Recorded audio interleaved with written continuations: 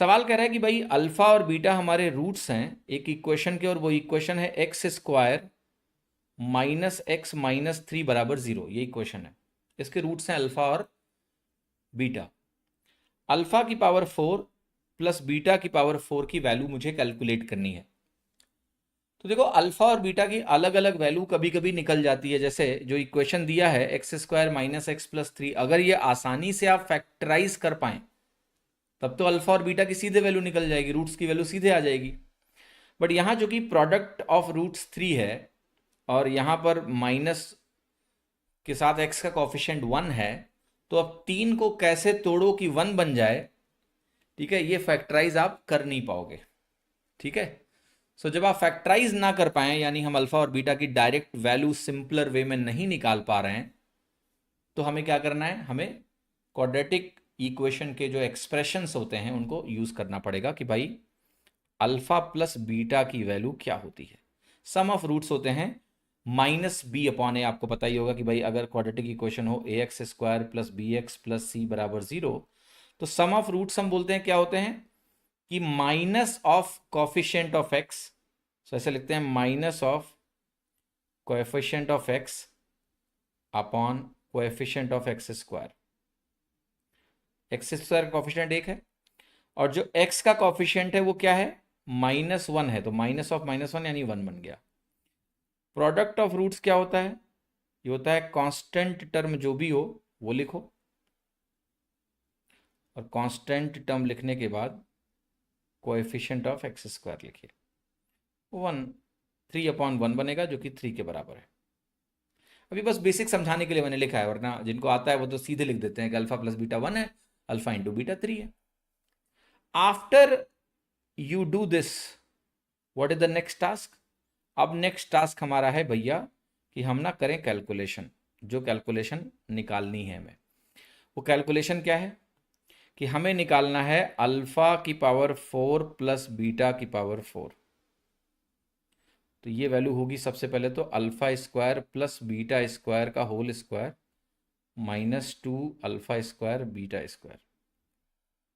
उसके बाद आपको पता है कि अल्फा इंटू बीटा मुझे पता है, तो ये मैं यहां रख दूंगा। Alpha square plus beta square मुझे नहीं मालूम है। So alpha square plus beta square कैसे निकलेगा, ये निकलेगा तुम्हारा अल्फा प्लस बीटा का होल स्क्वायर -2 अल्फा बीटा करने से। अल्फा प्लस बीटा का होल स्क्वायर बनेगा आपका 1 का स्क्वायर -2 इंटू 3। क्या ये वैल्यू -5 के बराबर आ रही है? यस। अब मैं यहाँ पर जाऊँगा और मैं यहाँ पर रखूँगा कि ये है -5 का whole square -2 into alpha into beta 3 है, तो 3 का स्क्वायर बनेगा। तो ये वैल्यू हो गई 25 - 18 विच केम आउट टू बी 7, और 7 आपका आंसर क्या है, ए। सो आपका जो उत्तर है यहाँ पर वो बन गया A. A becomes the right answer here. तो जब भी आप सीधे रूट्स ना निकाल पाए, अल्फा और बीटा की वैल्यू अलग अलग निकालना संभव नहीं है, आप पूछ सकते हैं कि अल्फा और बीटा की वैल्यू अलग अलग निकालना कब संभव होगा। यहाँ तो नहीं है मान लिया, तो कैसे समझें कि संभव है?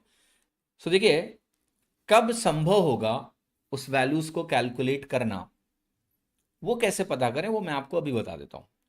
जैसे मान लिया आपकी इक्वेशन ऐसी दी होती, एक्स स्क्वायर